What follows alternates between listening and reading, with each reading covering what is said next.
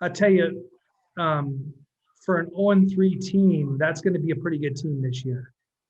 I think if you look at tonight's box scores, they had one more kill than we had, took 3 more swings. So really, just in that number alone, it was pretty close to a tie match. And that's what it felt like. It felt like it was a tie match a lot. Now, the difference was, again, for the second night in a row, we were extremely low air in our attacking game. Last night, I think it was only 8 errors and 99 swings, and tonight it was 7 errors and 96. We're staying below that 12, 13%. And we do that, we're going to be tough to beat, because we're going to be able to put up points. The team's going to have to play really well. And I thought North Florida played with a lot of heart. It's not easy after, the night after you get beat 3-0. It's not easy just to walk back out on the floor. They're hungry. They're young in a lot of areas. They're experienced in others. Their setter could end up being one of the better setters that we see all year long in terms of seeing the court and distribution and making herself an active setter, giving fits to our base defense. It was very good for us to play this team because she completely kept us off balance, and we have to get more discipline in those areas. So that's a really good 0-3 team, and they're only going to get better. They found a lot of success, especially setting their middles, with Boyd for them, hitting 7-14. Fortunately, our serving game was much improved over the first night, and so they didn't get as many opportunities to set her. Now, they were able to get her in transition a lot, and that's something we've got to address. We got to watch some film on that, and we got to do some footwork, line up, hands up kind of drills. I just think we're just not seeing the game the way it needs to be seen.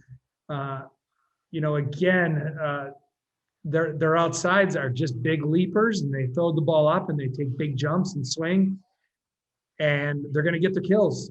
And I thought, we were able to handle some of them, create some errors for some of them. But we've got to get better against teams that are like that, because it's not going to be the last time we're going to see a team that just sets a very unrisky ball and goes up and tries to bang it. They're athletic. And they're going to break through. I think they're going to be, they're going to be a surprise team.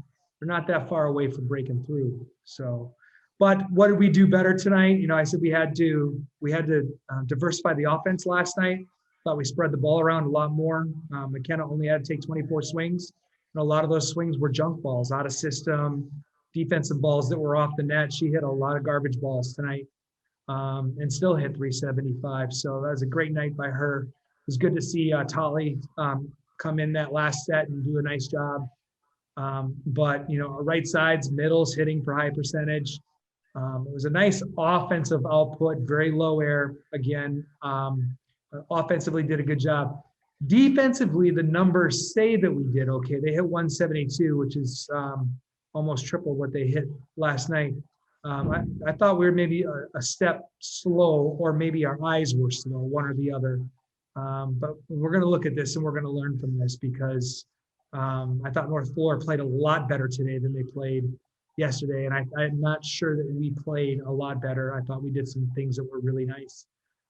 Certainly lots of areas to improve in. I thought blocking continues to be one of those areas, but our serve game I thought was much better. I thought we were serving a lot tougher. We got 6 aces and 6 errors. I think last night we had 8 errors and only 1 ace. That's a big deal when you're talking about these close matches and creating runs. I thought it was a big deal, especially after we called that timeout in the first set. We were behind. And we were able to side out. It was a great side out play that Jenny called. And then we were able to go on a 5-point run right after that. And I thought that was good. That was something that we hadn't had to do yet this year. So, we got tested, and I thought we passed the test. And we'll go back and we'll learn from this test, and then we'll get ready for the next one on the calendar. But overall, I thought we passed the test. And we just got to get better. Let's go back to that first set. They go on a run. You call the timeout. What was the message then to the ladies during the timeout? The message was pretty simple. It was, look, we're not going to get this all back at once. I want to say they were at 19 or something like that. So we have points. We have opportunities. We just have to go back. We have to score real points with our serve. So that means we have to block, we have to play defense, and we have to transition kill. And we just started chipping away. I think we got maybe 3 or 4 the first time, then they got a point, and then, we chipped away a little bit more again. And it was, don't panic, just fall back on your fundamentals, stay patient. We don't have to get all this back at once. It was really just kind of a calming, let's just execute and see what happens. And that's what we did. We just went out, we executed. And I don't think they gave us very many points after that. I think we actually went out and we took them. So I'm pretty proud of how our team responded to being behind and having to deal with that first time out back on the floor. You've told me in the past that you always learn something about your teams that first few matches that you can't learn in a practice setting, that you can only learn in a live against another opponent. What have you learned about your team here so far through the first 3 matches and the exhibition? Yeah, I think the one thing I always want to learn about my teams is that they're resilient, and I thought we showed some resilience. I learned that we're starting a little bit slower than a normal UCF teams does. Now, I say that, but you look at our hitting numbers in the first 10, both teams getting to 10, were very high, but so were the other teams. So I think we're starting slow defensively. We're not starting slow offensively. So that's something that I've learned that we need to fix. But, we've had so little system time, so little defensive time. When you're building a team, you're trying to figure out, you got to build your offense first. And then you spend time building your offense, and then you kind of piece together your defense after that. So the offense actually is really far ahead of the defense right now. But that's what, with the limited time that we've had for training, that's really what we've been working on, is being able to make ourselves difficult to beat by just scoring a lot of points. And then hopefully the defense will come along.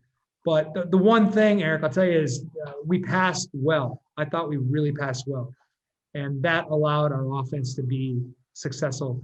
I think North Florida is a great passing team, and we outpassed them tonight. So that's something I'm pretty happy about. We passed much better today than we did yesterday.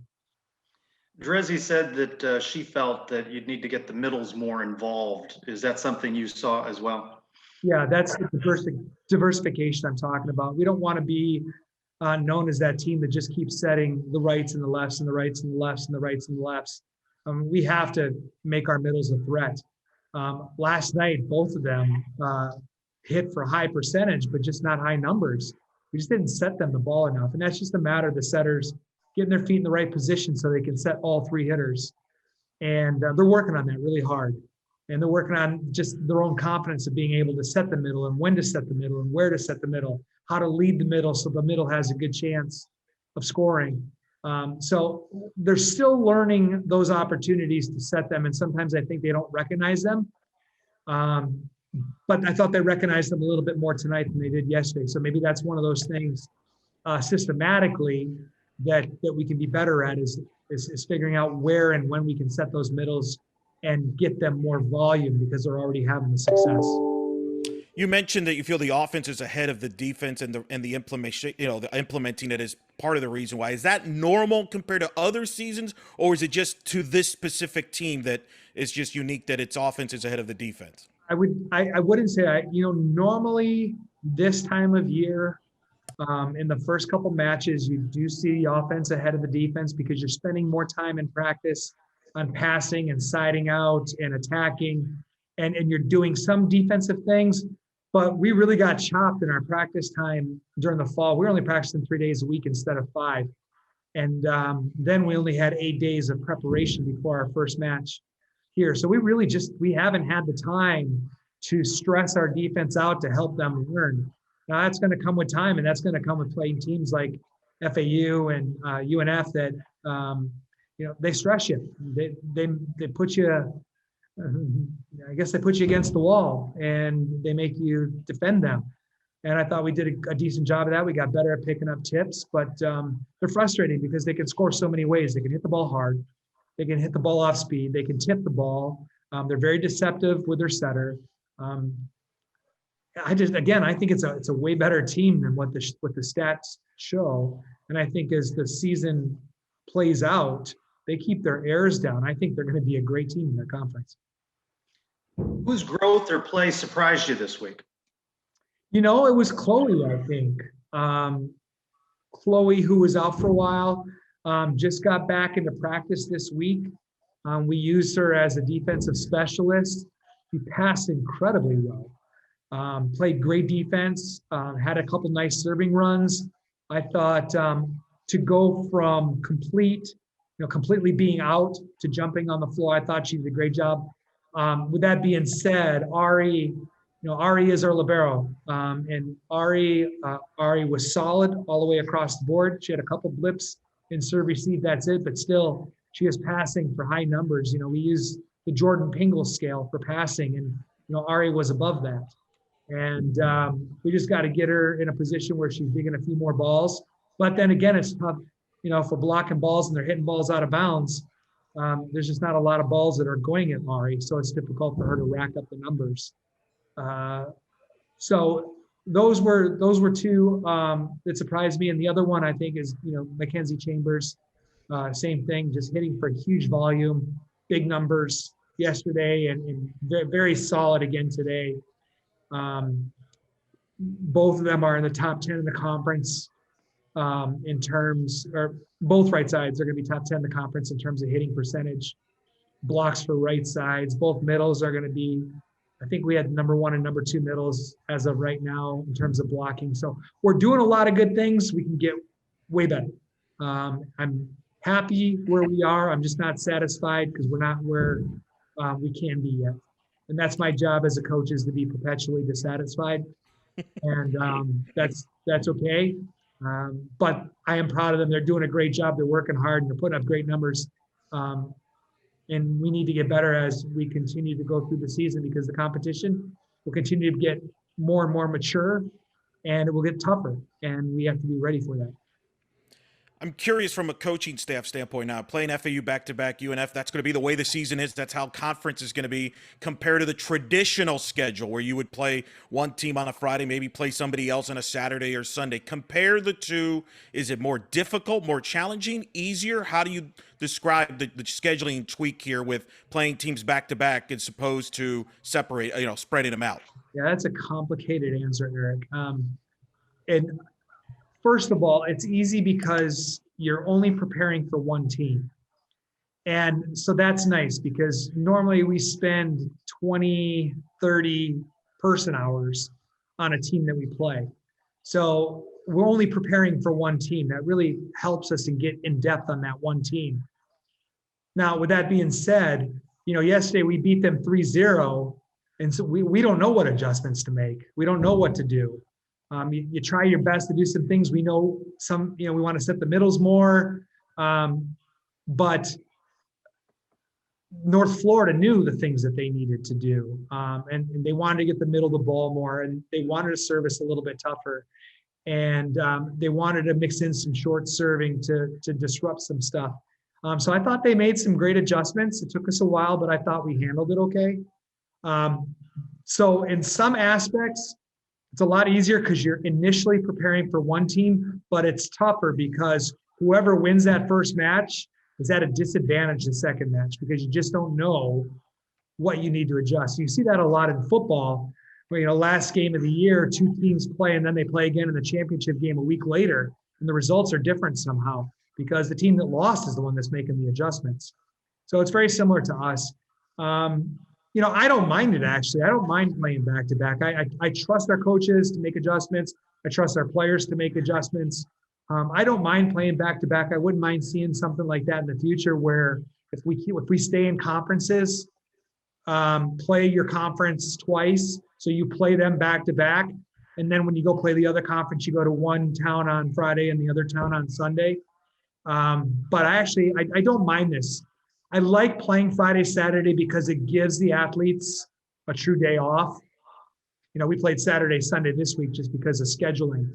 But if you play Friday, Saturday, it gives them a true day off on Sunday. If you play Friday, Sunday, you're giving them Monday off, but it's a school day and it's not really a day off. And I think as families, we need to have a day off, and I think athletes need to have a day off. So I'd really like to see us playing more Friday, Saturday. And one of the ways we can do that is by keeping this series format when you're playing your own side of the conference. You're expecting, though, conference level intensity from Tulane, even though it's not a conference. Oh, there's no doubt. I mean, they scheduled us for a reason. They scheduled us because they wanted a conference level match. There's a lot of smart people that think that they'll win that side of the conference. Now, SMU and Houston and Wichita are going to have something to say about that, but Tulane certainly is one of the favorites.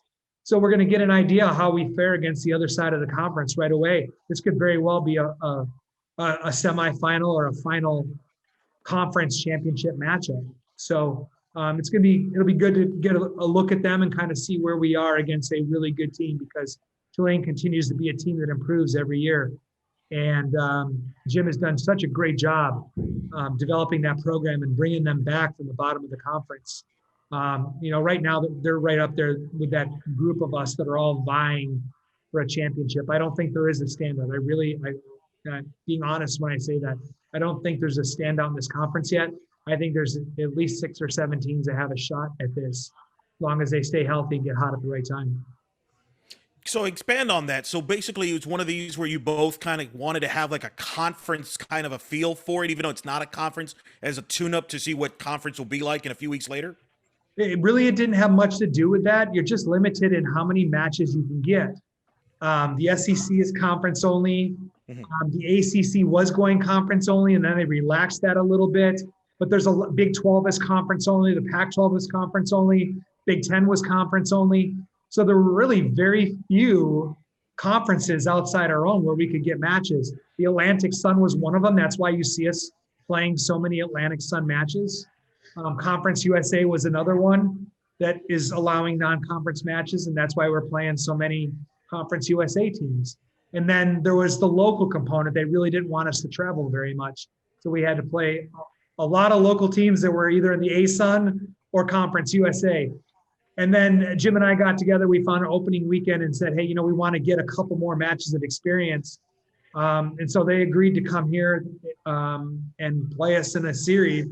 So we'll get a non-conference conference matchup early on and kind of see where we are against one of the better teams from the other side of the bracket. Cool. All set, guys? Yep. All right. All right, Thanks, Coach. Coach. You got a Rumble pick for me here before we go? I got a Rumble pick for you. So here's what's going to happen. All right. The last guy to come out. Lights are going to hit. Out he comes wearing a Marlins jersey, running down the ring, jumping in the ring like the Ultimate Warrior, ripping off the jersey in a mask, rips off the mask, and the Florida Marlins jersey is Greg Lovelady. Remember, he was drafted by the Florida Marlins. He was. That is my surprise pick. I wonder, does Parker Bordeaux make his appearance in the WWE at the Royal Rumble? If that happens, you get full credit. Nobody was guessing that. I needed to be different. But mark my words, Greg Lovelady, he's going to be in the ring someday. I guarantee it. Oh, that's good. He can still do it, too. He looks the part, man. He definitely does. He definitely does. He definitely does. All right. Thanks a lot, you guys. I appreciate Take it. it easy, man.